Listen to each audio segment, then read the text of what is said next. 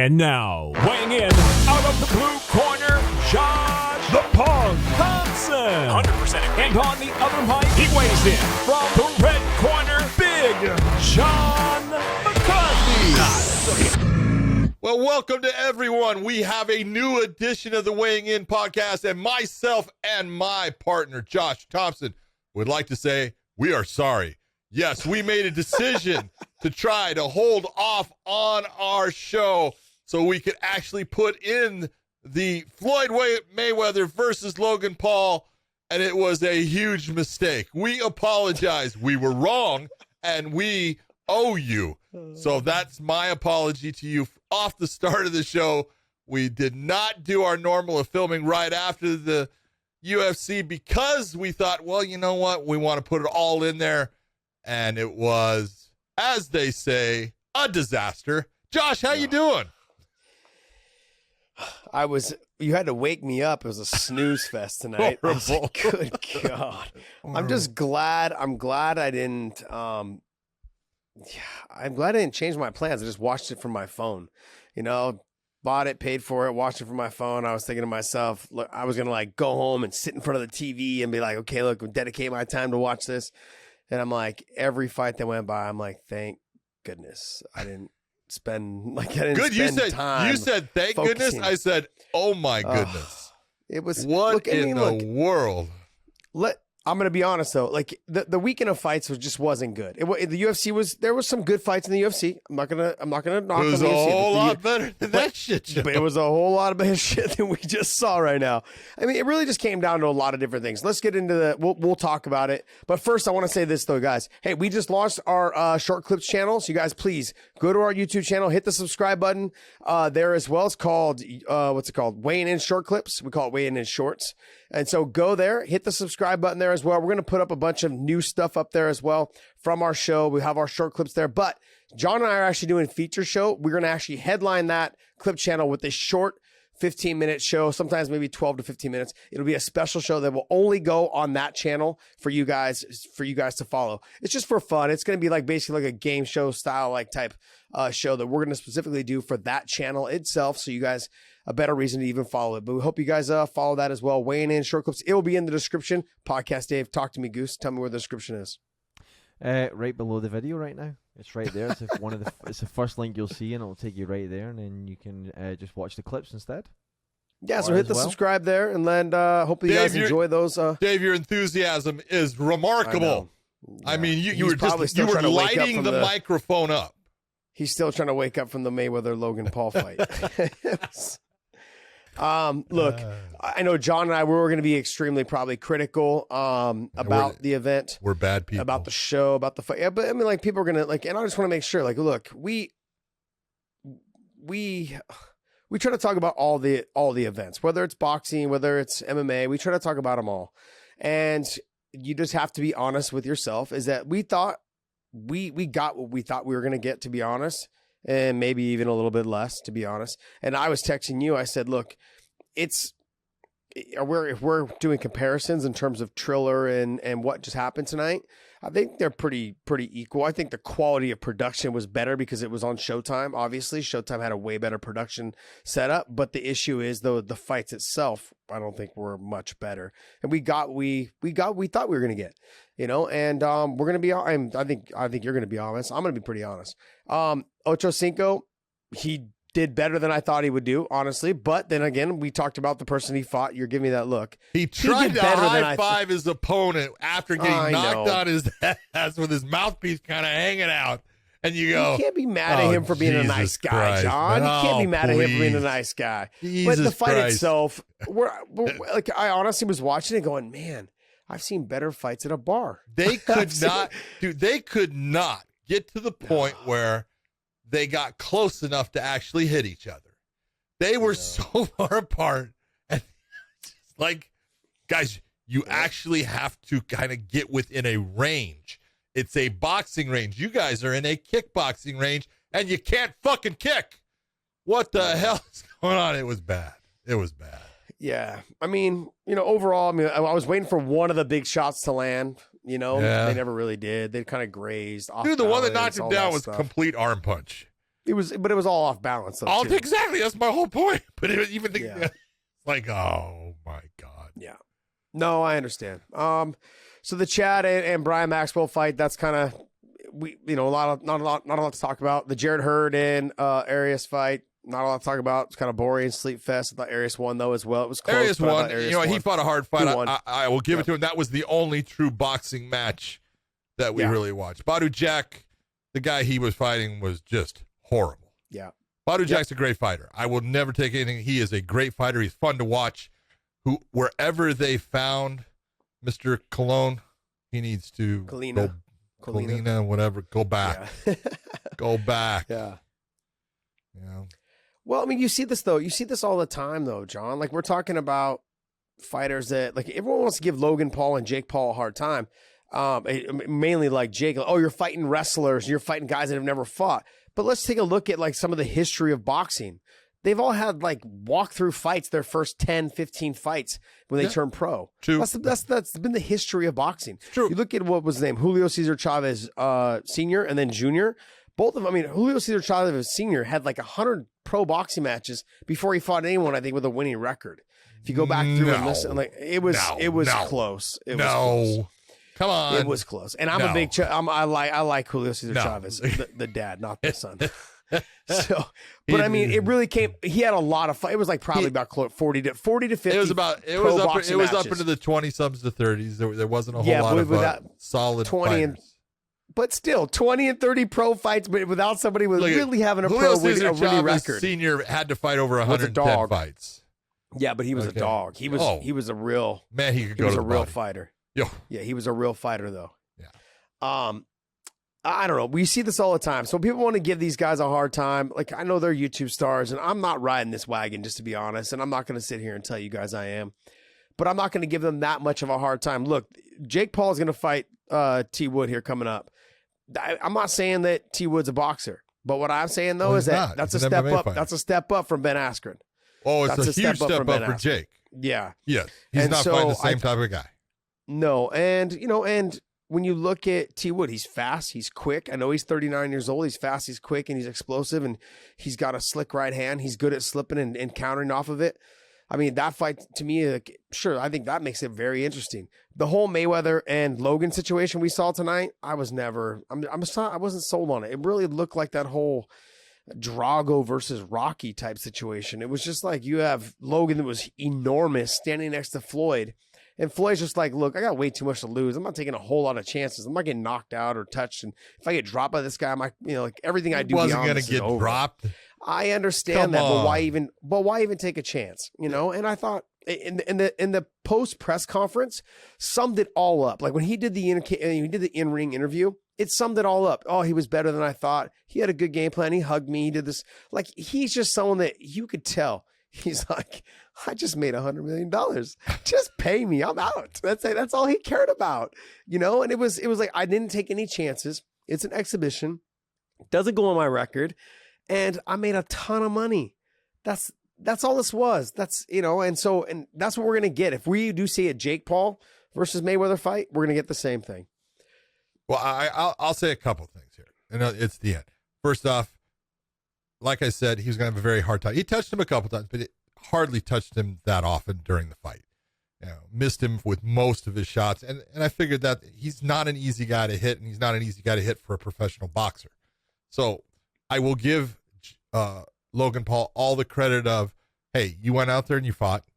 You went out there and you gave it everything you had. You were in shape for it. You took some good shots. He did take some good shots. He took some good body shots. He took some good shots to the head. And he ate them all very well. And he actually, in my opinion, has something to stand up and go, hey, I went 8 rounds with him. All right. I did something. And he did. And he absolutely is an athlete, and he has some boxing skills. He's, when he's in the corner with his hands down, I'm thinking, get your damn hands up. I don't care if what are you doing? But his arms are getting heavy. I understand. But I will give him credit. I thought he actually performed above even what I thought he would. I thought he would wear out faster because I thought Floyd would do exactly what he did, march him down, which when you're going on your back foot, it's exhausting when that pressure is there and you can't catch that breath.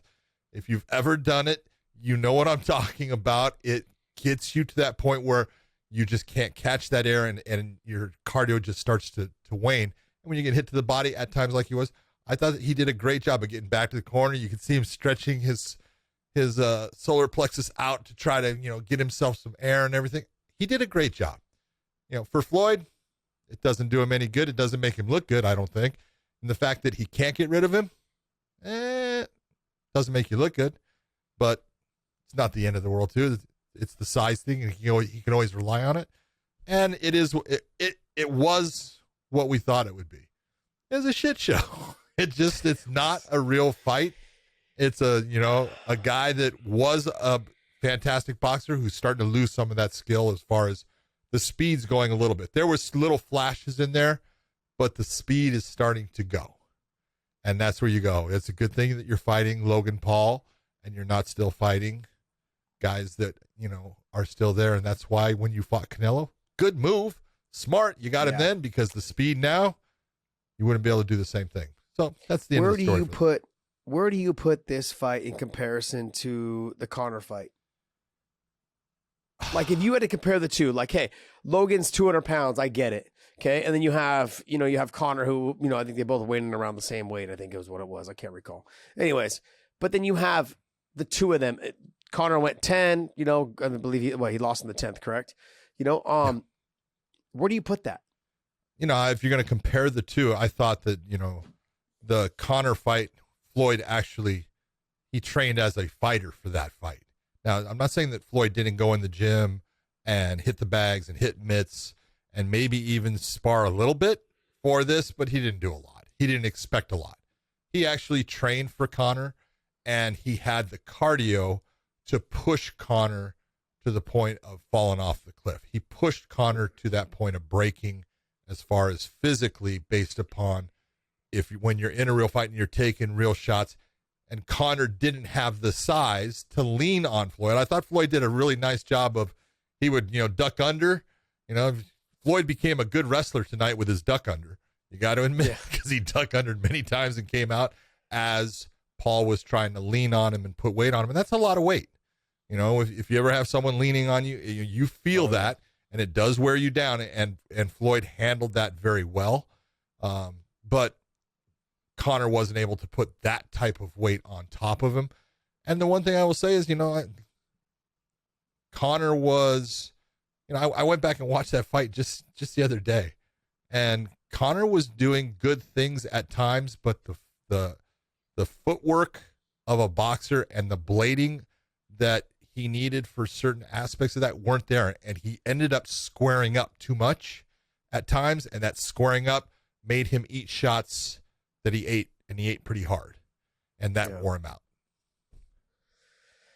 Yeah, I was just trying to do the comparison on like who you thought had a better performance, and I would agree though too that Conor had a better performance in terms of what you got was a more legit Floyd Mayweather at the time. Yeah, a little bit more. I wouldn't say in his prime, but a little bit more in his prime, and a little bit more like he felt like I think he took it serious. Well, I think he took it. It was a true boxing match because it was going on his record. Yeah, this one, I think he was just concerned and overall of like, hey, as long as I don't take a hard, clean shot and get shot to my butt to embarrass myself, that's it. I'm just going to go out there, collect my check, and move on. Yep. And that's what concerns me a little bit, because when I said the same thing about Triller, and I'm going to say something similar. I feel like these events, they are starting the death of boxing.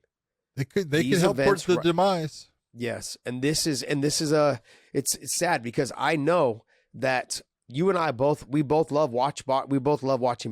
We both love the sport itself. And I think a lot of people at home are going like, damn, like this is fun. But guess what? This will be fun for like a year, maybe two. And then after that, it's going to be done. Like you're going to start going back going, hey, what happened to boxing? Oh, it turned into a freak show. It turned into, like YouTube guys versus, this famous guy. I mean, really, we saw that already with like, remember when the stars used to fight each other? I don't even know. Yeah, they had celebrity boxing. Yeah, celebrity boxing. They actually asked me to do it. Yeah. If you really think about this, is they what wanted me to fight Lou Ferrigno. I said, abso-fucking-lutely. And then it never happened. I was very disappointed. But you know what I mean? Like this is kind of, you know, we're treading down that path a little bit, John, and it's the potential. I think it's leading into potentially killing a sport that is already flailing about right now, you know? And so I don't know. I know don't get me wrong. There's great boxers out there, but they're not getting the attention that these guys are getting. And that's what's leading to like killing the sport itself. But one of the things they need to do is you got to learn from these situations. You have to learn, okay, what is Logan Paul doing? What is Jake Paul doing? How are they getting these eyeballs on him? And again, we talk all the time with fighters and we tell them, look, don't sit there and expect your promotion, be it the UFC, be it Bellator, be it ONE, to be the people that just market you. You are a business unto yourself, and you need to start marketing yourself, and you need to start bringing about an interest in when you fight. You need to bring the eyeballs. You bring the eyeballs, the money will come. I don't care who you fight for. You do that, and then you bring along your promotion. Oh, I absolutely guarantee you're going to make the money. But this is what they've got to learn. You can't just fight. You want to be a business, fighting is part of your business, but the marketing is also part of that business, and you've got to do both. Yeah, what happens is, I feel this way with MMA guys, is that they really believe that they think their fighting is going to go ahead and make them a superstar. Yeah. And it's not the way. Like, you are a brand. Everything you say or everything you post on your social media, like in podcast, Dave and we've had this conversation a couple times. I really, towards the end of my career, is when Facebook, Instagram, and Twitter started taking off. So my subscribers at whatever it was, or my followers for social media, didn't get to the point where you see now. Dude, I think your career was ending with MySpace. Yeah, pretty much. It was pretty much around that time. Yeah. Yeah. I was learning how to code at that time too, by the way. There you go. But you understand what I'm saying? Like, it's like that, this generation now, it's all about building your subscriptions or your followers or whatever it is. You're building your brand. You are a brand. Yep. And that's what's funny is we talked about this, a week or two ago, and we said, what do you mean you don't know anything about business? Bullshit. You've got a PhD in fucking all this stuff. You do. You just have to understand you've got to surround yourself with people that will help you grow in these certain areas as well once you're done fighting. And that's kind of where we're at right now, is you guys are talking about, like, how did Logan Paul and how did Jake Paul get to these positions? I mean, don't get me wrong. They act like idiots on social media or on YouTube or whatever it is. I understand that. Maybe don't do that. If you're not comfortable doing that, don't sell yourself that way. But just to give an example, someone like Brendan Schaub, he started his shows. He started talking passionately about what he likes to talk passionately about, whether it's clothes, whether it's shoes, whether it's, Let's not even talk about Brendan Schaub's clothes, because his clothes, dude, if he is passionate about clothes, I love you, Brendan. I'm sorry, but I don't get it. A salmon pink colored jacket with leopard looking type pants. I don't know what they were. And the white t-shirt was awesome, dude. Loved it. Fantastic. Wear that sumbitch again. It was great.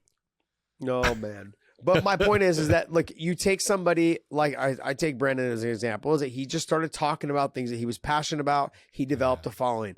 He doesn't act like an idiot. He started doing comedy and doing stuff like that, whatever it was. That was like his outlet, I think. But it helped bring him in a lot more attention, and he's got a successful career now doing podcasts. I've talked to him several times about, yeah, he deserves it. And I appreciate the fact that, like, he left the sport and was like, look, I'm not just going to sit here and feel sorry for myself. Like, I have nothing else to do.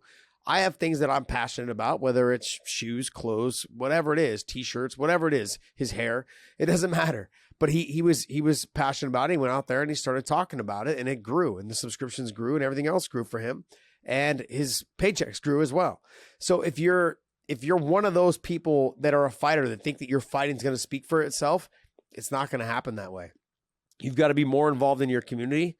You've got to be more involved on social media. You've got to be more involved in just everything. You can't just sit back thinking it's going to come to you. And if you sit back and think that your promotion's going to do it for you, you're absolutely wrong. It won't happen that way. It doesn't matter what promotion you are, it will not happen that way. And so those are things, if you want to take something out of those guys' book, take a look at how they promote themselves, videos they do. And maybe it seems ridiculous. I'm not saying you need to stretch yourself like that, but you should start trying to be more do more creative ideas in those scenarios and situations. Yeah. You do exactly what, like you're saying, Brendan, find the things that you're passionate about and talk about them, put them out there, show people what you do.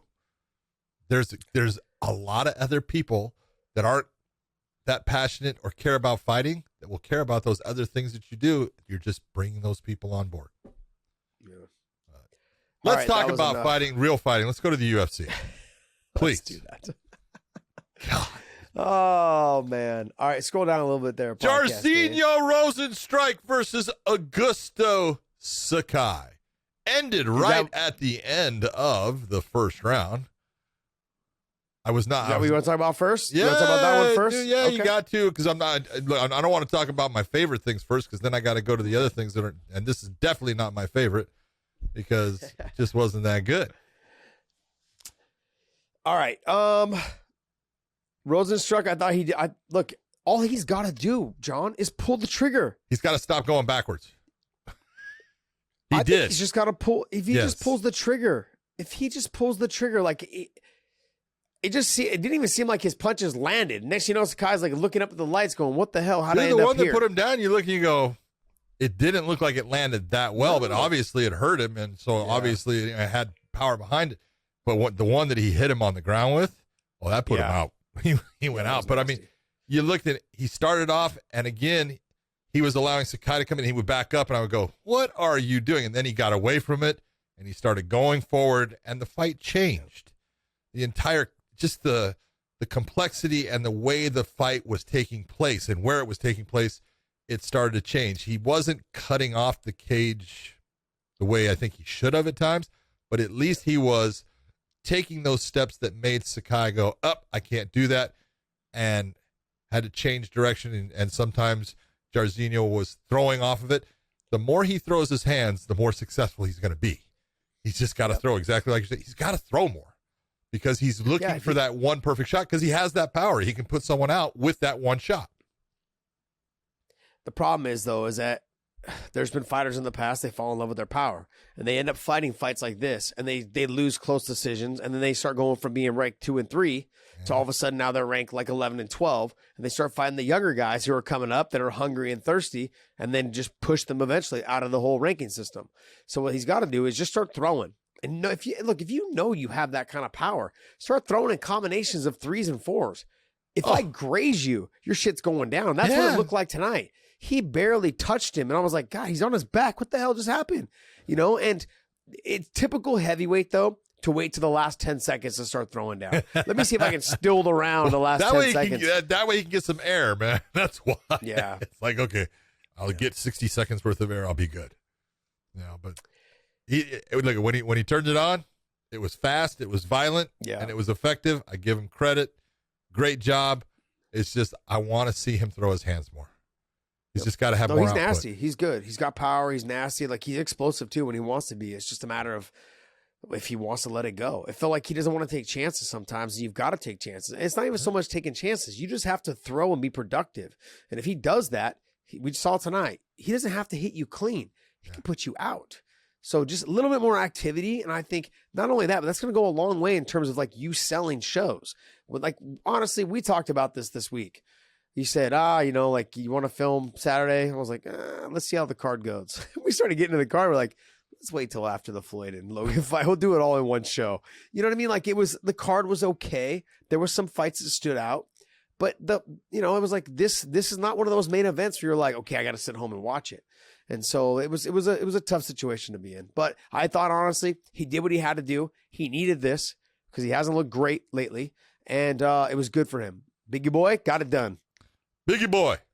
I like Biggie boy. I really do. I actually like to watch him fight because I expect something explosive to happen.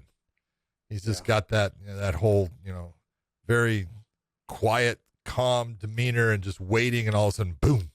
And you go. And that's kind of what happened with Sakai, because I looked at it, I went, I saw him going down, and I saw him go out when he was on the ground. And then when they played the replay back, I went, well, that didn't hit him as hard as I thought it did. So Yeah. But Marcin Tybura, he just keeps coming through, man. I But I think told he's got the most active winning streak, I think, right now in the heavyweight division. 6 wins, I think, 5 or 6 wins. And then you've got Walt Harris, came out on the end, and look, he looked good. I thought he was looking good. I felt like his conditioning, cardio was on point. He just needs, I think and kind of what Usman did when he went to Elevation with Trevor Whitman. I think he needs to go to a location that like specifically works with him and just spends time with him, because he needs that little bit of like one-on-one attention. And then I mean everything from cardio to weight training to his activity as far as sparring and mitt work and technique. He needs that because, and you and I were texting a little bit earlier today. I was like, look, I really still believe, even though I know he's coming off 2 or 3 losses in a row. I think it's 3. Yeah, like it is 3. I think he still has a chance of potentially being a champion. He's got tons of talent. Yeah. He just needs, I think, that one-on-one attention. If he's listening to this, I hope he is. Like, he just needs a little bit of that one-on-one attention. If he gets that one-on-one attention, I think he can end up growing to be at least in that top 3 to 5, ranking system. On our last show when we talked about this fight, I looked and I said, I don't think it's a good fight for him. And the reason I don't think it's a good fight for him is Walt tends to make mistakes in the fight. He's a fast finisher. He hits guys and he finishes them fast. But when he doesn't finish them, then things start to come apart because he overextends. He gets out of position. He does things. He did it again last night with Marcin Tybura. And that's how Tybura ended up taking him down. And then the fight just changed. And you look and you go, I totally agree with you. But he did change camps. He went to Extreme Couture. He was working with guys there. He worked with Eric Nipsick. I saw Eric in the corner. I think it's a great place for him to be. He's just going to have to, and we talked about this all the time.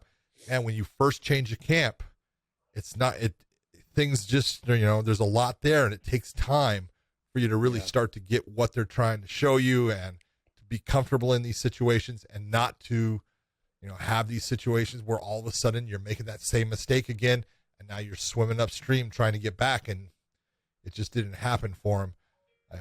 I said, the last week, I don't care if he loses. I still would like to watch him fight because he is that super athletic big guy. And sometimes big guys aren't that athletic. It's not easy to fluidly move a lot of body weight. And he's got power, but he needs to really work on the full game. And he's got to definitely work on, just the simple aspects that are going to make him not end up in bad positions at times that he's ending up in where he's losing the fights. And it's just little things. Yeah, and I'll give you one of those little things. As a heavyweight, it takes a ton of energy to throw head kicks. Yes. He threw 4 or 5 of them in the first round. And that's my thing. It's like you have to learn. When we're talking fight IQ, that is not a good fight IQ. Understanding that head kicks, to throw a head kick, it takes a ton of energy, especially if you're a heavyweight, lifting that 90-pound leg up to get to someone's head. And if it doesn't land, it doesn't do damage, it doesn't get there, what's the point? And so he started throwing those, and it's hard as a heavyweight to throw kicks, period. Like to do it and be active with it, and it's a lot of energy that goes out. Plus, you leave yourself off balance to be taken down. And we've all seen, like, majority of the heavyweights, once they hit their back, they're like a fucking turtle on their back. That's how he they're down there for the rest of the round. That's how he went to the ground, was off of the kick. Yeah, it was off the kick. And that's the thing. It's like once you get to the ground, it's like, okay. And then I've said this, it doesn't matter if you're a lightweight or if you're a heavyweight. When you get to the turtle position, that's not a place to rest. Oh, it's a place never to get a place up. to rest. That's the place. Like there was moments there when he turned to the turtle, stand up. Don't put your head to the canvas. You learn that first day, like in wrestling. Keep your forehead off the mat. If your forehead's on the mat, you're getting fucking worked. And that was the issue. As soon as he put his forehead on the mat, on the canvas there, he started getting worked. He let Tybura put in the hooks, started getting heavy on him, and he just started putting his weight on him. Now you're carrying it. It's harder to get up. There's a ton of things I can complain about. But the overall, though, is that I see the talent. That's the thing. Yep. Yeah. You see it. You see it in him. You see the speed. I see he's got accuracy. Like his conditioning seemed better tonight. I know it wasn't his night, but I'm simply saying like his conditioning seemed better tonight. And he had moments, he almost got him out of there in the first, minute and Oh, a he half, hurt 2 him. minutes. Hurt him bad. Yeah, he hurt him. And so there But was again, moments got there. a He's little always had too- moments. A little too excited when he like inside you can be excited. On the outside, you don't start getting crazy and going wild. Slow down. Pick your shots. You have him hurt, and these are the things that I think that he's going to learn how to deal with better, being where he's at with the people he's with, and just give him time. I think that we're going to see a win streak coming from Walt Harris. I hope so. I hope so do I. mean, But 'cause Marcin he Tybura, needs one. you got to give it to him, dude. Good stuff. That is one tough Polishman, man. That dude, he's got no quit in him. He is tough as hell. That's 5 wins in a row in the heavyweight division. Who do you put him up against next? I mean, Dave, can you pull up the rankings? Sorry, guys. I have really bad allergies right now in California. It's horrible. And just my face is swollen. I feel like my whole face is just like pushing out of my forehead. I mean, you've got him at 11 right now. He's going to jump up to probably 8 where Walt Harris was. I mean, his last loss was to Sakai. I would like to see him fight Volkov, to be honest. That's who I would like to see him fight. I think that'd be a good fight, but Volkov's got a fight coming up. Yeah, I would say Volkov. Where is whatever happened to the guy that played football? Dan Hardy. Was it Dan Hardy? Greg Hardy. Greg Hardy, there you go. Whatever happened to him? He's still there. Sorry, Dan. I did not mean to do that to you. Oh man, sorry. Sorry, brother. A little size difference right there. Yeah. Just a little size Whatever difference. happened to him? He's there, Yeah, he lost to He's not in the rankings, but didn't he just lose to Tybura before that, right? he Tybura lost to beat him before Tybura. that. That's he's one he of lost to Tybura's Tybura. win streaks. Yeah. Yep. Yep. Good stuff, man. I mean, I think Tybura he's on his way up. I think obviously, but I'd like to see him fight Volkov. If not Volkov, I mean, might as well have him fight Rozenstruik. I think the Rozenstruik fight though is going to be a hard fight for him because we saw tonight he took some shots. He got rocked a little bit by Walt. Yep. And if Rozenstruik hits you, man, it's can be waking you up. There's a little bit of power behind it. Yeah, big power difference there. What else you got there for us? I mean, obviously the fight, to me, I felt like the fight of the whole card, and I think everyone on the thing was talking about was Baez versus Ponzinibbio. What you saw tonight was a dog. You just saw the veteran style of fighter realizing how to get it done. Just walk you down, figure it out, stick the jab in your face. You want to start kicking me, I'm going to start kicking you. You're going to feel the same pain I'm feeling. And it's just, that's what I never understood. When someone's kicking you in the calf or someone's leg kicking you and it's working, why don't fighters go right back to that against their opponent? The person's kicking you, start kicking them and see how they like it. And probably within a couple strikes, they'll start slowing down on the kicks to you. It just happens that way. Like if you see someone do something to you and it's working and you do it back to them, like, okay, all right, I can't take many more of these. You know what I mean? Because they think obviously that things are going in their direction. I remember like in training, there would be things like that would happen. When the calf kick first started coming around, I started doing it to guys and it was working. I was having success with it. I was like, yeah, this is great. Guys were like, hey, dial it up, dial it back, man. My fight's in like 4 weeks. I won't be able to walk. But then one of them one day kicked me back and I'm like, yeah, fuck this. I'm not kicking you anymore. As soon as he kicked me, I was like, all right, I'm not kicking you back in the calf anymore. Like you don't want to deal with that. Like if you kick 2 or 3 good times and I kick you back, you kick me back. Yeah, no thanks, man. No thanks. But I thought, you know who Miguel Baez reminds me of? Who's that? Baez, whatever. He reminds me of the one that just beat Chandler. Oliveira. Oliveira? Yeah, just the style, the way he stands, kind of the length of the way his body style is, I think. He kind of keeps his guard up high. He has some good kicks. He's good on the ground. We didn't see a whole lot of his ground tonight, but I mean, he's good on the ground as well. He's not Oliveira's level of ground, I don't think, but he's still pretty good. He's a black belt. He's good. Yeah, he is. He is. But I mean, like Oliveira to me is like that world champion. Yes, like, world class. You know what I mean? So, but I thought he has a very similar style to him. And I also look at him too, and I'm like, he reminds me of a young Oliveira, someone who hasn't fully grown into himself yet. He doesn't understand how good he is just yet. I think Oliveira right now he's realized like he's one of the best, if not the best right now, in that division. So I think I think over time, this was his first loss, I believe, right? Yeah. Miguel Baez's first loss. I think he was undefeated up until today. But Ponzinibbio showed that he was a dog. He showed the veteran spirit in there. He just showed like, hey, I'm going to keep walking you down. I'm going to keep touching you with my jab, keep hitting you, and keep getting to work. And he just walked down the young guy. And when you've never felt a loss, you don't realize what that's like. You think you're just going to get it. And it didn't happen. And Ponzinibbio was like, nah, this ain't going to happen like this. And he started changing the game as it went. That jab started working for him in that second round. Completely. And the rest of the fight was he just started putting things together after that. Well, it comes to that point, and this is the way I look at it. Look at that first round. Baeza was putting it on Ponzinibbio. Yep. He was just landing clean. The leg kicks were hard. They were clean. The shots that he was throwing were clean. He was putting it on him. That was definitely his first round. And this is where, when you have a veteran fighter, and Santiago has definitely been in a lot of fights now. His last one didn't go well for him. He had one of those nights where you look and you go, nothing worked for him. Timing was off. Distance and range were off. The ability to slip was off. He's getting hit by things that he normally he's able to slip and come away and rip a shot back. Just nothing worked for him. And I think he was in that same position where he was starting to feel, God damn, it's happening again. And this is where you see a guy, and this is where warriors are made. You see exactly what they are made of. They go out and they say, I am hurting. You're hurting me. And because you're hurting me, I'm just going to have to hurt you more. And yes, you can still hurt me. I'm going to put myself in positions where you're going to be able to still touch me, but I'm not going to let it affect me, and I'm just going to make you pay to the point where I break you with my will. Yes, you're tough. Yes, you're good, and I'm going to show you that my toughness and my will is going to overcome yours. And that's really what you saw in this fight. You saw Santiago Ponzinibbio just say, I refuse to lose this fight.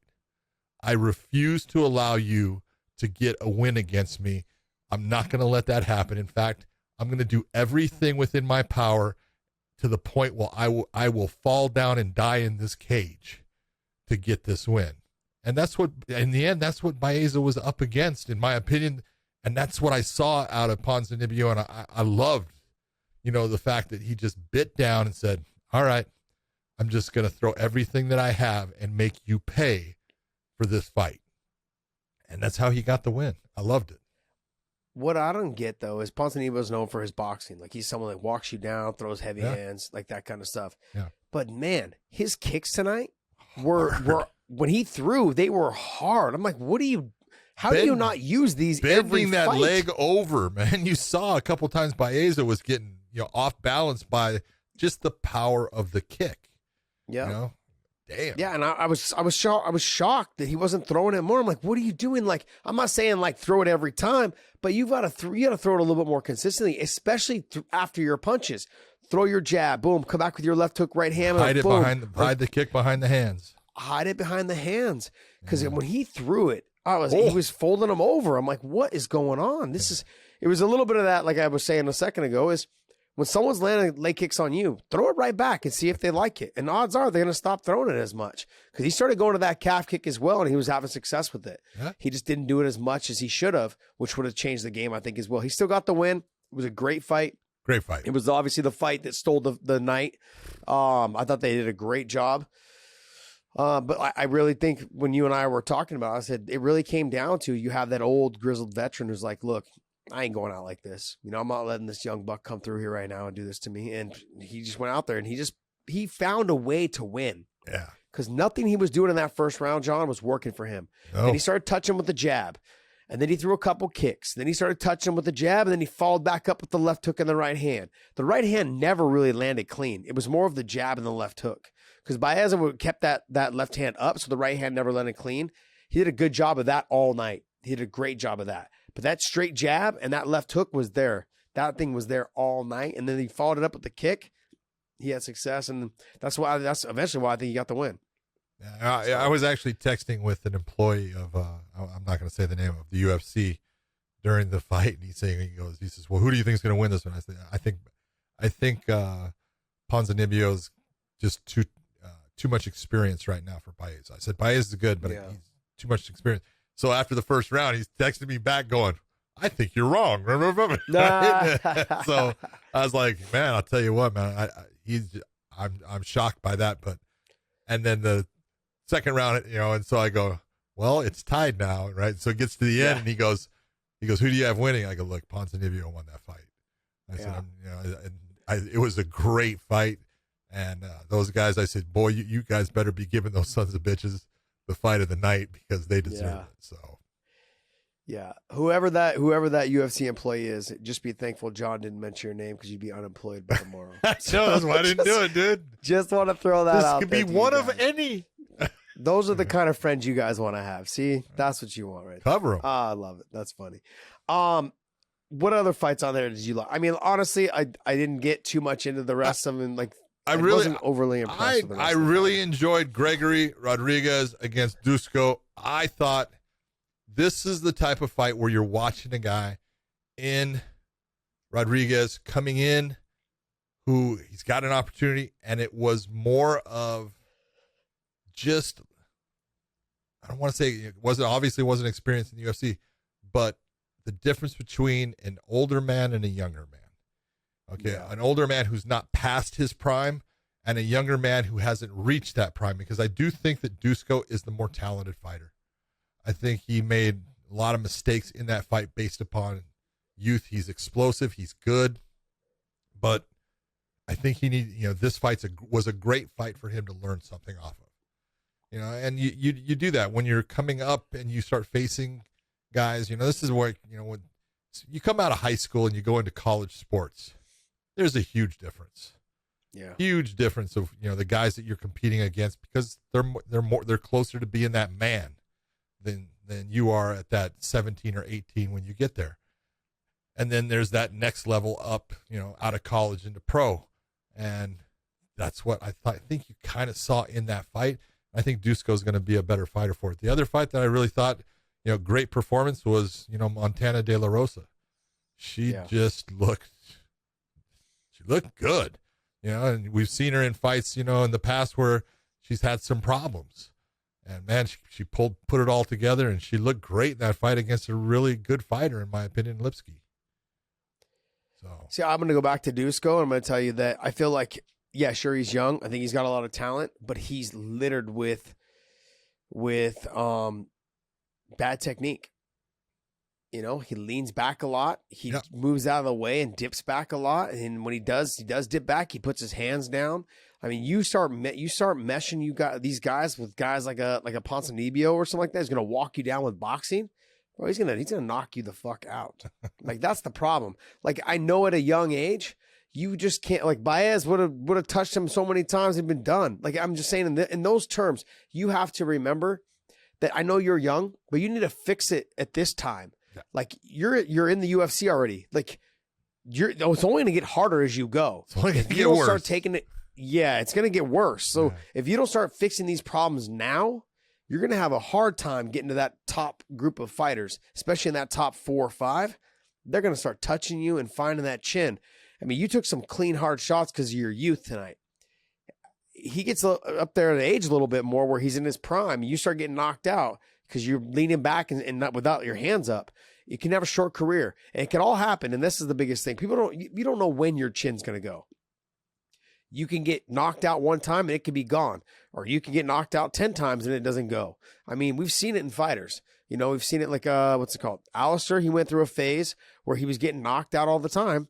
Then he started grappling more, started wrestling more, all those. Changed his style. One of my good buddies, Chuck Liddell, same thing. He had a granite chin for his whole career. And then one day it just got shut off, and he hasn't, it's like those, you don't know when it's going to happen. You think you have it, and then it's gone. And it's nothing there's nothing you can do about it. And that's the problem. So at a young age, you need to start fixing those techniques. That's the one thing that I loved about Andre Ward.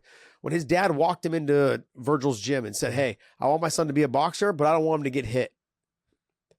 That's as a coach, you're like, okay, your kid's going to work nothing but defense, head movement, defense, and just being slick.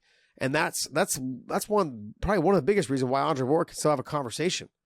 You know what I mean? And I think MMA guys, they got to start having those kind of conversations with their coaches. Yeah. It's not always about delivering the power as much as it is about making them miss and then delivering the power. A lot of times fathers take their kids, be it boy or girl, into a gym, and it's not so much they want them to learn. I want them to learn how to wrestle.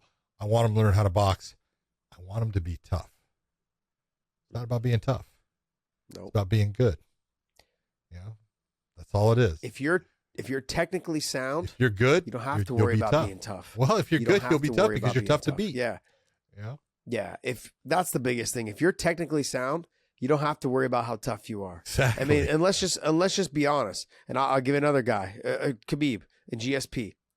GSP to me, I don't think he was one of the most mentally strong fighters.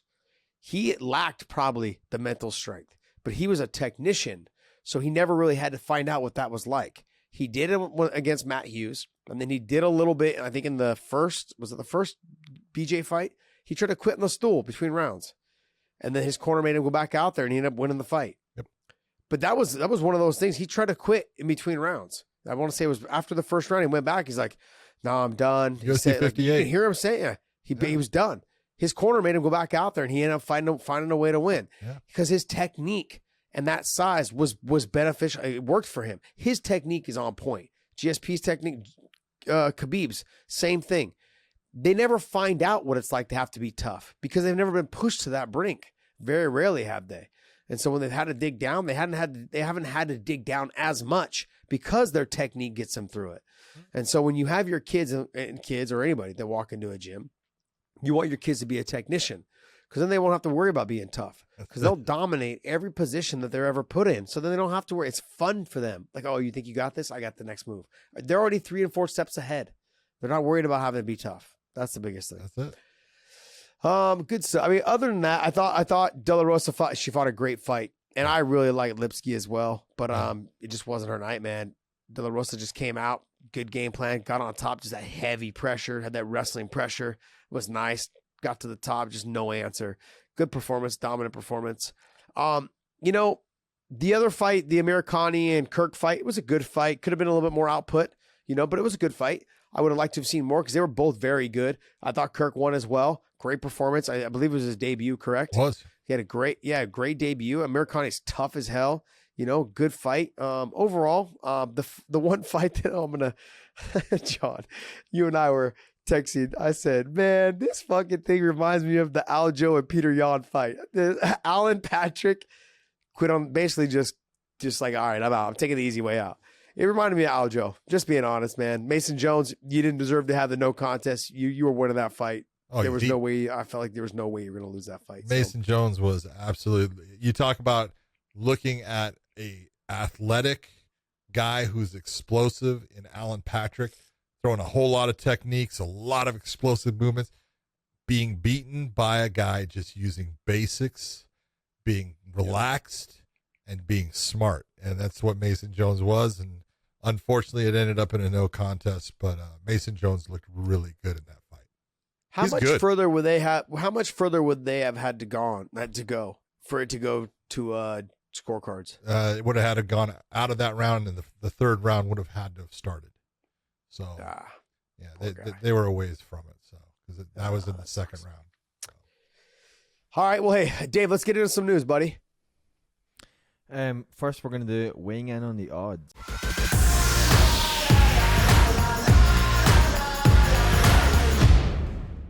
All right, we're going to go ahead weighing in on the odds with mybookie.ag. Yeah, go to mybookie.ag. Use the promo code weighing in. We've got a bunch of events coming up this weekend as well. But right now, we're going to go ahead and weigh in on the Vettori versus Israel Adesanya fight. And we're going to go down with the odds. So you've got MyBookie has them. Israel at minus 250 over Vettori, who is a plus 195. And John, I'm going to take Izzy.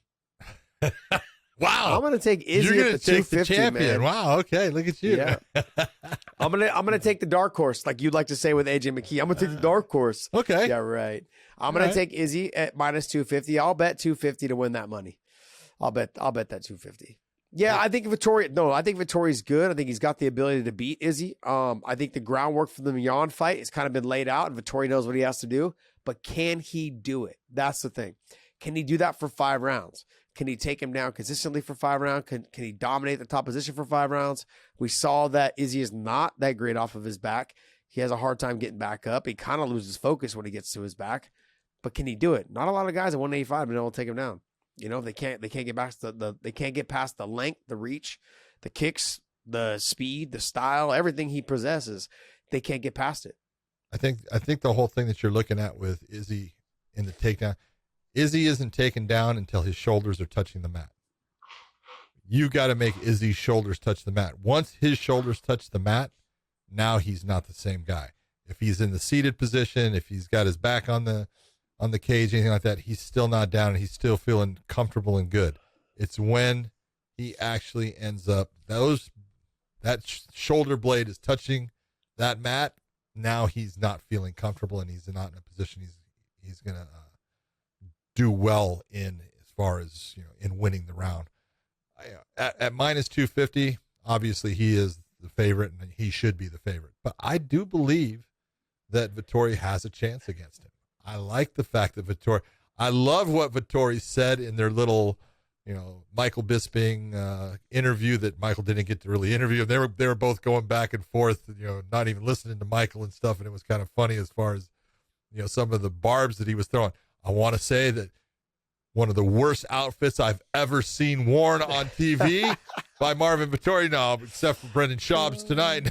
I'm just kidding, but I mean, it was classic. He's sitting on an Italian flag. I thought he was fantastic. I loved everything he did. I loved everything he said. I thought he actually kind of got a little bit under the skin of Israel, just a little bit, because Israel's very good at doing that to everybody else.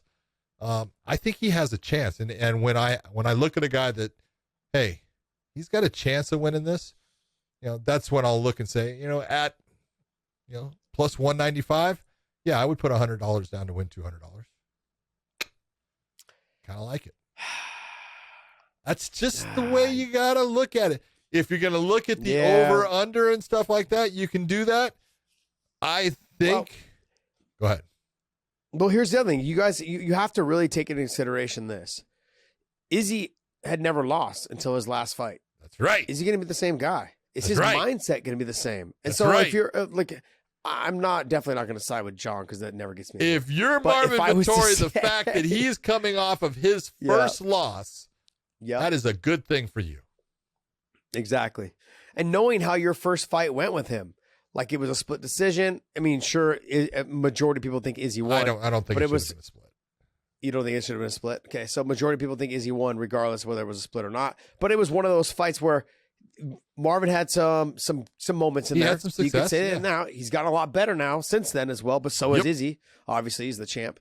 But coming off the first loss, how does that play with your mindset? Everyone needs to remember, and we've said this over and over again, fighting is a confidence thing. Most sports are. Okay, so when we're talking sport events, whether it's tennis, whether it's football, basketball, whatever it is, it's a confidence thing. If you're sinking the bucket, right? If you're throwing, you're shooting, and you're making them, or if you're able to hit the gaps, in football or whatever, you're playing tennis and you're on a roll, it's a confidence thing. The more matches you win, the more confident you get, and the more you think you're unbeatable. And right now, he's coming off of his first loss. And sure, he's probably thinking to himself, yeah, but I fought up in weight. There's ways that fighters can take this. He can be making excuses for himself. It's like, oh, I went up in weight, challenged myself. I didn't get the win, but it's okay. Go back down. But guess what? That young Vettori now is coming up and he's hungry. Yep. He's thirsty, man. He's like, I'm going to eat on this guy. That's all I'm going to do. I'm going to go out there. I'm going to finish him. I'm going to put him away. Whereas Izzy's like, oh, I'm going back down to the young kids again. I'm going to go back down to where I was. I'm dominant there. That's a mindset that sometimes champs have put themselves in. They've been doing it for so long. They've had success for so long. He's made people look like they don't belong in there with him. With Paulo Costa, everyone thought oh, he's going to just walk him down. Paulo Costa's going to walk him down, make him fight from his, on his back foot. That shit didn't happen, And so we're over here saying the same shit about Vettori right now because that's what makes this fun. But we don't know what's going to happen. No. We're just saying, we're thinking it's going to happen that way, but will it? Will it? I'm gonna say, look, the favorite is definitely Israel, and I think Israel should be the favorite. If I was gonna say who do I think is gonna win the fight, I'm gonna go with Israel. But if I'm betting and I want to say I'm going to put $250 down or I'm going to put $100 down, I like the fact that I can go to my bookie and put $100 down and possibly walk away with $200 of their money. And so I'll take the chance on an underdog that has the ability to win the fight, and that's what Marvin Vettori has in this fight. And it's not even so much that he has the ability to do it. He's doing it based off of the fact that Izzy is coming off of his first loss. What is the mindset? That changes everything on how these betting odds probably came out. Just being honest. Yeah. John, as much as it's like vinegar coming out of my mouth, right? I'm probably taking the same thing. I'm probably doing the Vettori bet. At plus 195, I'm probably taking that bet. Oh man. All right, man. Well, let's get into some news there, Podcast Dave. I can see you got your microphone now, huh? Huh? You got your microphone now? You got your microphone? Like I'm coming through good is what you mean? Yeah, unfortunately. Yeah, unfortunately, you're speaking Scottish and no one can understand you. Yes, so no one can understand you, though. Oh, man. Voice that you guys always bag on me for. No, I had to come in 20 minutes early just so I could get this all set up because now Podcast Dave lives in Austin. We're going to have to make some adjustments, man. When we start making more money, I'm forcing you to move again. When you've only got one brain cell, it's much harder to walk you through things. Man. You know, One, you're giving me credit for John's more than 80 one. years old, and it takes him 2 minutes to set up. Yeah. He's more high tech.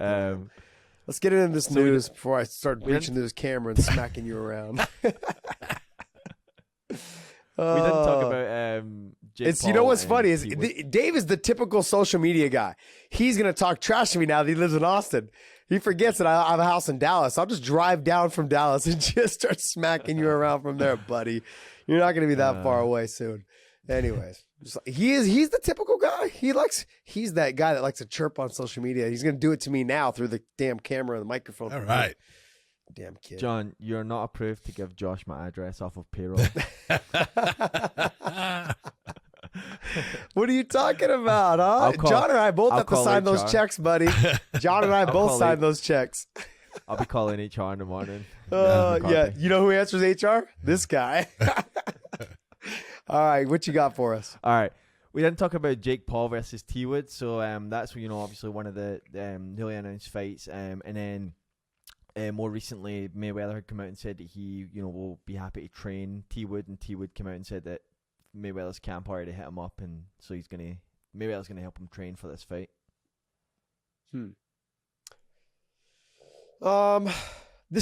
talked about it a little bit earlier. This fight is obviously a lot more interesting than what we saw tonight, and then what we saw from Ben Askren and Jake Paul. I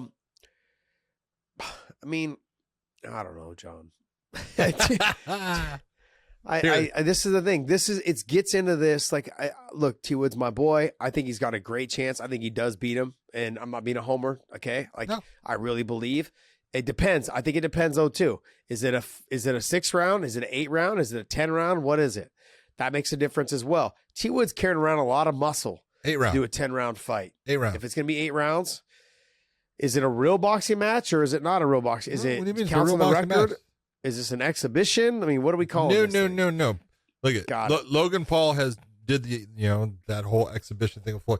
This is a real boxing match that goes on the records. 8 rounds, 3-minute rounds. So, it's the one. I'll say it this way.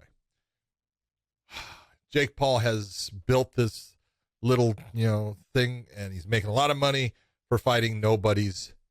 Now he's fighting somebody. And when I say nobodies, I'm not saying that Ben Askren is a nobody, but he's a nobody when it comes to boxing. Ben never won an MMA fight based upon having hands. He never, won an MMA fight based upon being a good striker. Ben was known as a superior wrestler. He used that great wrestling knowledge and ability that he had to just envelop people and create a situation where they could not get away from him, and he wore them out. That's why Jake Paul offered the fight to Ben Askren when he did, because he knew, hey, this is a guy that I can use his name, I can use the fact that he was a champion in MMA and say that I beat him. There are factors in this. Jake Paul is younger by a lot. He is fast. He is a He's a decent boxer. Woodley in himself is an older fighter, no doubt about it, but he's got a good chin. Yes, Tyron got hurt in his last fight, but if you go back and you look at all the fights and you take a look at the fights where Tyron has lost, he's lost against quality opponents. So Tyron is an outstanding fighter. He's not a bad boxer, but he's not a boxer. And this is what I always look at is he fights stand up like an MMA guy. He now needs to fight it like a boxer. There is a difference. Yeah. There's a difference in style, and he needs to be in the gym and start to just work that style. In fact, I think his experience in fighting, I think that his, the knowledge that he's gained, I think it gives him an advantage as far as the actual fight. I'm looking at it. It's an even fight, really. I think that T. Wood should win it, but could Jake Paul beat him? Yes. What T. Wood needs to do is he needs to put Jake Paul on his back foot. Jake Paul is a come-forward fighter when he can use length and he can extend out with his shots. He has power and he feels comfortable. Put him on his back foot, put pressure on him, make him have to back up in the fight. Things start to change. That ability of what you were doing in the past, it all starts to go away. And Tyron has the ability to do exactly what I'm saying. He can put him on his back foot, he can put pressure on him, and he can put shots on him that slow him down, hurt him, and get him out of the fight. The problem that I see with that game plan, John, is that Tyron has never been known for his conditioning. Like, he's someone that he can put the pace on you a little bit, but like he's someone that's kind of like let the fight come to him. He's countered off of that. He's used his wrestling, his abilities to go ahead, and he's not a pressure forward fighter. And if you're changing him now for one boxing match, that's going to be a problem. I'm not changing him for one boxing match. And this is my whole point. This is possibly the most important fight of Tyron Woodley's life. Absolutely. Okay, and the reason why is he wins this one, he gets a second one. It's in the contract that Jake Paul gets an automatic rematch. All right? And if he gets a second one, guess what, Josh? More money. Hello, brother. Yeah. So you want to make life-changing money? This is the fight. This is the one that you have got to do everything you can from this date until August 28th. You will bust your ass and you will do everything to put yourself in a position where fatigue is not even part of the fucking question. Yeah, but John, you have to remember that I'm going to throw a total monkey wrench in this whole situation. Yeah. As much as you want to say, and we're going to say like, oh, Jake Paul gets an automatic rematch. Let's just say the first one doesn't do the numbers that Showtime thinks it's going to do. They could wipe this whole thing clean and be like, nah, we're good. We're done with this. So as much as I know it sounds great, you can make, I agree with you. It's T. Wood needs to win this fight, whether there's another fight or not. Like, just for yourself, you need to make sure you win this fucking fight. Like, you've got to put just for your mental sanity. Yeah. Yep. But I think I'm not even going to say that. I think T. Wood has definitely it should be favored to him by not a little bit, I think by a lot. Because the actual experience itself, in terms of just the rounds given over the years that T. Wood's put in, I know maybe wrestling rounds, but it's still competitive rounds. Yeah. Competitive rounds of being an athlete itself at the highest level, T. Wood's been there. And that's the thing I feel like, whereas Ben, sure, he's been there in all stages of that, but he was never a stand-up guy. T. Wood's got knockouts on his record. I don't think Ben has any. But 0. Anyways, you know what I mean? Like, T. Wood's got he's got highlight reel knockouts of people as well, and so he's got the power. I've trained with him, I've sparred with him, I've worked with him. He's fast. And I know people are like, oh, he's 39. I'm sorry, but he's still fast. He's 39 years old. He's still fast. He's still fast. He's still explosive. And if you go through his last 4 losses, he lost to Usman. Yep. He lost to Gilbert Burns. He lost to Covington, and he lost to Vicente Luque. Yeah. Those are 4 fights. All those guys are in the top 5, top 7. Yeah, like 7. Those guys are good. Yep. Like, I've seen other fighters in the UFC still there that have lost to lesser people. Come on, this guy's in his fight with Vicente Luque. It was a good fight up until he got a little tired and then he took some heavy shots. But he had some moments in that first round as well. But I'm saying that he has the ability still to finish this fight. I just don't want to change him. And that scares me a little bit, is he needs to put Jake Paul on his back foot. But can he do it for 8 rounds, though, John? That's the thing. Boxing rounds are different than MMA rounds. I know, because there's more wrestling. There's times where we can stall things out. Boxing, you can't really do that a whole lot. He's going to have to fight. He's going to have to keep his hands up.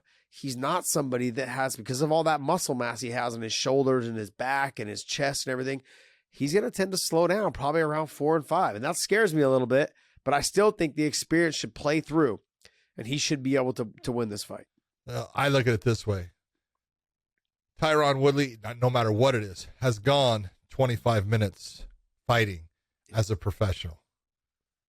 Right now, Jake has gone 4 minutes. It's a big difference. Big difference.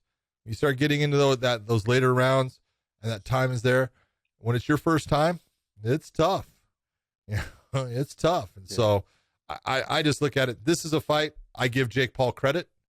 I'll tell him right now. I'll give you credit, man. You're fighting a real guy. You're fighting a guy that can hurt you. You're fighting a guy that can actually win the fight.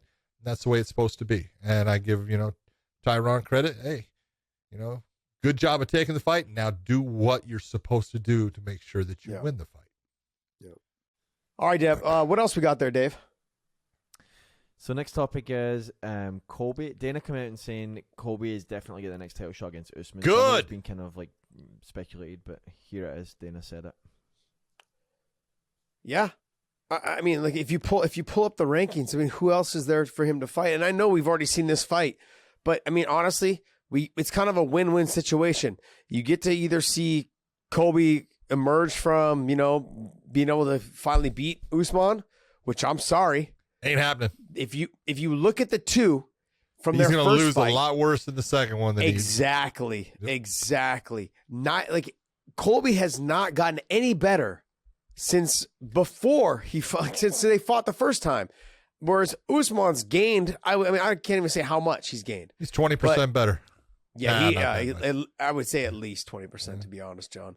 Hey, look, he was good before. Yeah, but he was mainly a wrestler. He's confident now on his feet. And he's got power. He's composed, and he's got power, and he throws straight. Yep. I think it's going to be worse. So do I. I don't even know if it's going to be like. I don't even know if Colby's going to get out of the third round. Dude, I swear to God, that's the round I said. By the third round, he's done. Yeah, I don't even know if he's going to get out of the third round. And look, and I know maybe a lot of you people don't, but I like his whole shtick he does, and I've talked to Shab about him too. He's like, look, it's like it's like the Chael Sonnen thing. Yeah. You turn the fucking lights on and it comes on, and you turn the lights off and they're a completely different person. Now, look, I've never met Colby, but like I've been told that that's kind of how Colby is. I mean, people are pissed off in the gyms that he's trained and the relationships he's burned and all that shit because he says some stupid ass shit. But at the end of the day, like, I mean, he's a good fighter. He's good, but I don't see, he hasn't gotten better. That's the difference. And that's the biggest thing is he hasn't gotten better. He thinks he's going to still go out there and try and outpace Usman. We saw in the first fight that didn't work. You try to outpace him. You didn't outpace. You didn't use any wrestling at all. The one thing that I will say is this. We've seen though with Usman, with Gilbert Burns, if you make Usman wrestle, his stand-up is not as good. It slows down. Okay. I'll let you go. Slowed down a little bit. Go. It slowed down a little bit to the point where he was hittable a little bit more. Okay. If you make him wrestle, the arms swell up. They fill up a little bit with blood. The pace is not the same. The punches don't come out as fast and as reactive. Like your body's a little bit more fatigued. He's someone that's just built for wrestling, man. That's how he is, man. He's good. He's a grinder. He'll get on you and he'll push the pace. He's got that muscle. He's got those muscle fatigue muscles. Striking's different. When you get done wrestling and you get back to your feet, it's hard to keep those hands up. It's hard to throw the punches straight. It's hard to make sure that everything is on point. Defense is up while you're throwing your hook. And he's showing that he's still, I wouldn't say struggling with it, but he's still working those kinks out of working on the feet. And he may get that all figured out by the time he fights Colby. Who knows? I mean, he's gotten so much better in the last 2-3 fights. It's impressive. Super impressive. And he doesn't seem like he he doesn't even seem like he's reached his potential yet. No, he keeps getting better. That's how good he's gotten. He's getting better. Yep. And so when I'm being 100% honest, I don't think Colby gets out of the third round.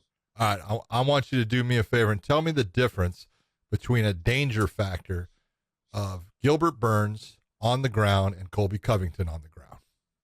Yeah, way different. Huge difference. Yeah. And so if you're Kamaru Usman, who has worked out with Durinho all these times and know how dangerous that he is in certain positions, even if you're in the top position, you're going, I don't want to end up on the ground right now with him. I need a sweat to build up. I need us to get a little slippery. I do not want to go on the ground with that guy when we're dry. And so, yeah, that's going to affect your stand-up because you're going to be much more cautious with it. With Colby, I mean, there is the problem if he takes you down, he's got a very effective ground and pound. He puts a lot of pressure on you. He uses his wrestling effectively, but he doesn't have the wrestling to stop Kamaru either. Kamaru he can wrestle with Colby, at least, if not out-wrestle Colby. And so the danger factor between the two is completely different, and that's going to open up Kamaru's stand-up against Colby comparative to what it was against Gilbert. So I would agree with you, but in the first fight, we didn't see any wrestling. I think there was only, one takedown or two takedown attempts between the two of them. Yeah. It was pretty much a stand-up fight. Yeah. And so I think if Colby was smart, that he would try to wrestle him more. Yeah. And try to slow him down, at least on the feet, because if you're not going to get a finish on the ground, which I don't think he will, he won't get a finish on the ground, but he can make him work to the point where he controls the top position and makes Kamaru work to get up. What people will need to remember is this. If you have someone who's really good at one area, they're not used to getting back up to their feet. Usman's probably not used to being on his back. Yeah, that's true. You know what I mean? So then him having to worry about how do I get up from underneath this person? And not only how do I get up, but how do I keep getting up? That's the other thing. And can Colby keep taking him down? I mean, realistically, when they come down to the two of them being matched up in the wrestling part, they're probably even. Yeah. I'd say I'd probably give the advantage a little bit, like you said, I would give it probably a little bit more to Usman. Yeah. But can he do it for 5 rounds? That's the thing. Can he out wrestle Colby for 5 rounds? Colby's got great conditioning. And so does Usman. When have you seen Usman get tired? I haven't. That's my point. They match up so well. They're very similar in that area. As far as conditioning wise, they both can push a pace. As far as wrestling wise, they both have good wrestling. The real difference in their games is the stand-up. One of them's got power and one of them doesn't. That's a huge difference. Yeah. I think what happens is that, and I was probably one of the culprits as well throughout my career, is I fell in love with the conditioning aspect of it so much because I knew I didn't have power that all I did was try to push the pace. I think Colby's fallen into that, where he just feels like he just has to keep pushing, he'll break you. But he's ran into somebody who can't be broken because he doesn't get tired. And not only does he not get tired, he can now wrestle with you as well. You guys are basically equals as wrestling, but now he's got better stand-up and he's got power. So if you don't keep getting him down, it's going to play on Colby's mind. And I said this after the Masvidal fight. And I said I wouldn't do it anymore because I'm not going to do it right now either. Because I'm going to stop ruling this motherfucker out. I'm going to stop. I'm going to stop saying that Usman is going to lose because he's not going to lose. This kid's he's good. A bad man. He's good. He's a bad man. He's focused. Yeah. That's the big thing. You know how hard it is, honestly, John? This is the biggest thing. He works his ass off. I love that about him. That's it. But here's the thing. He took he left everything in Florida to go train somewhere else, knowing he probably was going to have to fight Gilbert Burns. You know how hard it is to go, realizing this is where you you enjoyed being. This is your team. And you left there because you knew that your goal was bigger than that. And he went there and did that with Trevor Whitman up there at elevation. I'm thinking to myself, this is a man on a mission. This is someone who knows what his priorities are. This is somebody who knows that the focus is it's about to be the best. That's all it is. Has nothing to do with I'm going to leave my friends. Oh, this is my gym. His feelings weren't hurt at all. He's like, nah, I'm good. I'm going to go over here, keep doing what I'm doing. Still love you guys, get better. but I'm going to be over here. Exactly. I'm going to be over here getting better because I know I'm going to have to fight you. Yep. And that's it. You cannot knock this guy. And honestly, it's next level shit. Yep. People don't realize how tough and hard that is to leave the facility that you were with with all the people you were with that you feel comfortable with and you feel like help get you to where you are. But now you got to leave because you have to fight one of your teammates because you both came up that way. And then he went and had success somewhere else. That's important. And so I got to put a lot of respect on this guy's name because that's very impressive. Yep. Very impressive. I agree. What else you got for us there, Dave? Last piece of news is Paulo Costa withdrawn from the fight with Jared Cannonier, and Kelvin Gastelum set to replace it. Yeah, there's a little bit of unhappiness in the paycheck there. You is what think I'm hearing. so? Yeah, he's not happy, man. Someone put some bad sauce on someone's Whopper. They're not happy. Someone a little upset right now. Said he didn't sign a contract. Why are you saying that we have a fight when I didn't sign a contract? He's look at Paulo. I have no problem with what he's doing. It's his choice. It's just that it's a road that's been traveled before, and you need to be smart about that road because you're going up against a very, very big machine, and be smart about what you do. Yeah. What was his last fight? Was it the Izzy fight? Yeah, he hasn't fought since. Yeah. You know what that means? That means that his contract's extended for 2 or 3 more fights. So no, he didn't win. He didn't win it, so his contract won't get extended. I was told as soon as because my contract is if I fought for the title, it extended me for 2 to 3 more fights. Oh man! If I fought for the title, because they don't want their number 1 contenders or people in that ranking system to be bouncing out. So if you fought for the title, because in my contract it said mine was an extension of 3 fights. So if you fought for the title, it was an extension he might have of 3 3 fights more on fights. it. Yeah. So he'll have. I don't know how many fights he has left, because it adds to whatever fights you had left. So if you sign like a 2-fight deal or a 4-fight deal, normally it's a 4 to 6 fight deal at the UFC.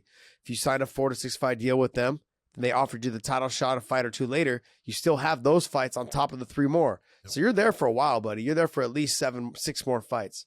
Let's just say it's 5 fights. He still owes 5 fights. That is 3 years. John, 3 years. Bro, you ain't going nowhere. What are you doing? Just sleep in the bed that you fucking made. That's all I'm saying, man.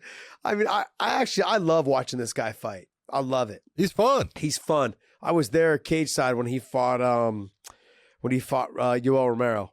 It was great because DC fought the same night. Great fucking fight, man. Yeah, great fight. I was on my feet the whole damn fight. Great fight.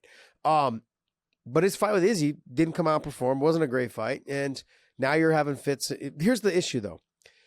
Sometimes fighters, they got there and everything was great. They're company guys because and then when they got there, they didn't achieve their goal. It's not good. They're like, they're bitter. They're bitter about it all. And that's all I'm getting right now a little bit there, John. I'm getting a little bit of that, like, he's a little bitter, I think, because he's not the champion. He didn't win. He didn't beat Izzy. So, well, I look at it this way. And I know I tell guys all the time, if you don't like the contract, don't sign the contract. But once you sign the contract, you put your name down on something, fulfill the contract, and then if you want to move on, move on. But no one forced you to sign that damn contract. Okay? And if you weren't happy, don't sign it. You signed it, play it out. If your intention is to leave that organization, then go. That's great. Go ahead. Play it out. And try to win all the fights that you can so your value goes up, up, up, and you make more money when you leave. But you're in a position you can't win. You signed the contract. No one forced you to sign it. They have you for this many fights now. Do the fights. Then go and say, I want more money. Just the way it is. Yeah, it's... he's in a situation... I love Paulo. I think he's fun to watch. But in a situation he can't win. No, absolutely not. We've seen some of the best. We've seen legends try and win this battle against the UFC, and they had no such luck. Yep. And lost a lot of money trying. And they lost exactly, and that's the biggest thing is like, just fight your fights, man. And if you guys don't want to sign, like that's the thing that baffles me still. By it just throws me fucking loopholes. It drives me crazy. These fighters. Why do not sign 6, 8, and 10 fight deals. Yeah. Don't do that. Unless your money is like they're looking at it like it's a safety net, dude. Yeah, you've got to, huh? They're looking at it like it's a safety net, and I tell them all the time, it's not a safety net. I want you to understand that contract that they signed you for 8 fights. Yeah, you're saying, dude, I'm secure. No, you're not. They can cut you. They can cut you before you fight one of them. They can cut you after you fight one of them. NFL fucking players. It's like there's nothing there. What you're doing is you're not betting on you. Every time, like when you're a fighter, you got to bet on you. You know, every fight you're betting on you, and you're betting on that I'm going to win this fight, and I'm going to be able to ask for more in my next contract because I'm winning these fights. You know, and when you don't have that mentality, you're probably not going to end up happy with the contract that you're in. It's going to be horrible. You're going to hate it. When you get to, like, let's say you sign a 6 or 8 fight deal, and by fight 3, they have you fighting guys in the top 5. What the fuck are you going to do? You're stuck in this shitty ass contract. Yeah. Stop doing that to yourself. That's why you sign 2, 3, and maybe 4 fight contracts. Yeah, I would say a 4 fight deal is good. Like you do 4 fights, you fight 4 fights. And the other thing as well, and I was talking about this a little bit with the Baeza thing, is like he's young, he's good, but let's not rush it to the top so fast. Let's slow it down. I'm just using him as an example, but like he reminds me of a young Charles Oliveira. And I'm simply saying, like, you don't need to fight the best guys on your first and second contracts, guys. Like, get as many contracts in as you can, because every time your contract goes up, you make more money. So start doing that. Get your wins. Fight all the easiest fights you can get. Don't say, oh, you know what? I want the title next. No. You're still on that shitty ass contract. Let's get out of that shitty contract first. Let's start making some money. When we start making money, let's start calling out the top 5 and 8 guys and the 10 guys. Yep. Let's keep fighting these low level guys. Or if you want to jump into that top, 8 and 10, bracket or whatever it is, fight the one that you know. Like, hey, you know what? Start calling that guy because I know I can whoop that dude's ass. Like, you know what I mean? Like, there's guys in there that are stylistically do not match up well with you, and you know it. So go ahead, let's take that fight. Then once you win that fight, then hey, you know what? I'm gonna just lay back for a little bit, try and take another fight. Don't take anybody in the top 5 or 10 until another one of those other fighters that come in that stylistically match up for you and start talking shit to them online. And then they'll match you up that way. Start using, like John and I were talking about earlier, use your platform to build your brand. By building your brand, know who to call out. Stylistically, this guy matches up well with me. Yeah, fuck that guy. I'm going to beat his ass. Okay, he's been fucking doing everything I've been working for, that kind of shit. That Nate Diaz stuff. Do that type of speech. That's what you got to do. Chael talks about it all the time. He gets so mad when he sees a guy in the cage after he fights. That's your chance to call somebody out you want to fight. Get a win. Pick the guy that you know you can beat up. Pick that guy. Yep. That means another win off your contract. That means you get to pick another one, then pick another one. Yeah. Yep. Every time you get a win, you get that microphone in your hand. Pick the guy that you want to fight, or the girl that you want to fight. And be like, I'm going to whoop that chick's ass. I'm going to whoop her ass. I'm going to whoop that dude's ass. That's your opportunity to knock one of those fights off of your damn contract to make as much money as you can, to get you into the next contract. Guys, do not waste these times. Build your brand. That's how you do it. All right, enough of me. Oh, anything else? There's news. I got news. What's the news? Ariel Helwani is out at ESPN. That's good. Is that good news, though? I don't know. He said he has good news to. He's got. I wish Ariel nothing but good. But I wonder what happens. Do you, John? Do you? Come on, man. We'll have a lot of fun. I'm such an ass. We'll have a lot of fun with some people, but I mean, what happens? What happens with Ariel and the bad guy? What happens with Chael and his show? And then what happens with Ariel and DC? Yeah, I mean, because those are ESPN shows, aren't they? It would be fun if you put DC and Chael together. Holy shit! Show. It would be a shit show, it would be fun. It would be fun. It would be a fun show. It would be honestly, a bullshit session that would never end. It would be great, though. I would tune into that. I would tune into that. Did he say why? He said he's got news coming out. I think that he said he's from what I'd heard. It's not like they let him go. They actually offered him a contract, and he turned it down because he had other opportunities coming up. and he's going to explore those opportunities. So it's his choice. It's his call. So best of luck to him. I was just wondering what's going to happen with those shows.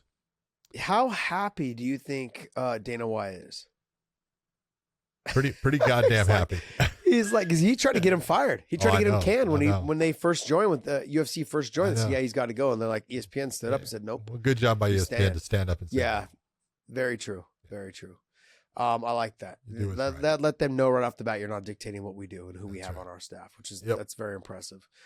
I mean, like, not that Dana is vindictive in any fashion at all. I don't have anything against Ariel. Ariel and I have had our own little beefs here and there, back and forth. But overall, I mean, like, I'm just the podcast guy, so what do I know, right, Ariel? So, but hey, whatever he is doing, though, I want to just hey, I wish you nothing but the best, brother. Exactly. Best of luck. Yeah. Because I always do like to. Even when I see him in person, little bit of that. Oh, I poke him.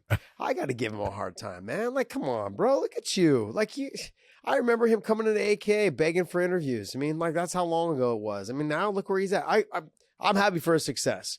I mean, he's, it's a little, he has ways to get under fighters' skins and like the way he talks, and stuff. But I understand though too. He's good at his job. You can't knock him. I can't knock him. He's good at his job. Yep. So I wish him nothing but the best, whatever it is he's doing moving forward. But it must have been something very important, because if you're turning down another extended contract with ESPN and you're going somewhere else to do something else, hey, I wish you nothing but the best, my man. That's it. What else you got there, Dave? Are y'all done? That's it for news. God, I'm like, my whole face is about to explode. Allergies. I am puffy. How's your ribs, by the way? They're feeling so goddamn good. Yeah, a little bit better though at all. Yeah, they're better. Yeah, I have not better. Don't use. They are not better. They are better, ribs don't dude. Get better. They're in not like clicking anymore. I can tell you that. I take a deep breath. Ribs they don't get go better in a week.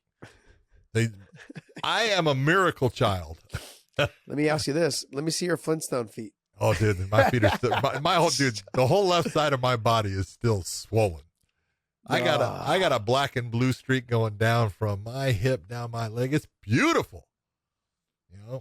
I want everyone to know that I am absolutely starting the new sport of the century, earth diving. Right now consider myself the heavyweight world champion. Okay, heavyweight, it starts at 250 and goes up. So we do have other weight classes. We have light heavyweight from 250 down to 225, cruiserweight 225 to 200. So there's a lot of weight classes, a lot of availabilities. Start to send your films in, and things that you put in your hands, such as pitchforks, chainsaws, those add to the level of difficulty. Your score will increase. Yeah, how can you really call it?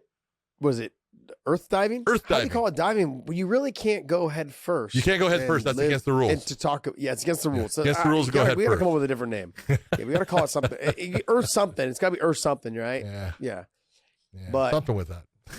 I think you up the stakes a little bit by you got to have them do it with a pitchfork in their hand or an act. Like a chainsaw that's on.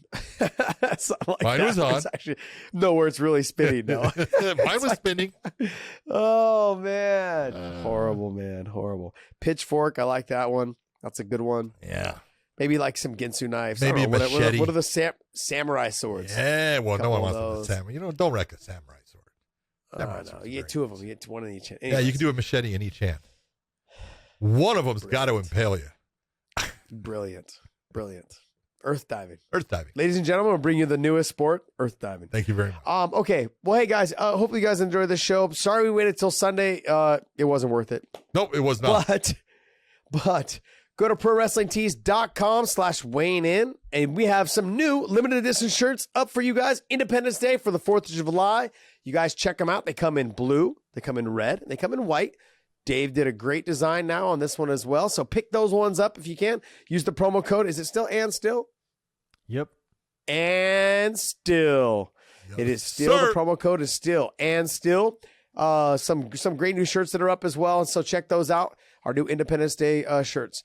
So other than that, make sure you guys hit the subscribe button down below. Go to our iTunes, SoundCloud, Spotify, Stitcher, all those platforms as well, and our audio platforms, and hit the subscribe button there as well. I want to thank you guys for being loyal fans. You guys have been amazing. We hit the 100,000 mark, and we are very thankful for all of you. Hopefully you guys enjoy this show. And John, what you got? Last thing is, again, I apologize for our indiscretion in making a bad call and waiting until after the Logan Paul, Floyd Mayweather fight to do our podcast. Ow. Ow. I see ribs. Stop laughing. Stop It laughing. was a mistake. So was that cough. Ow. Oh, So, man. for the rest of you out there, thanks for listening in, and we will see you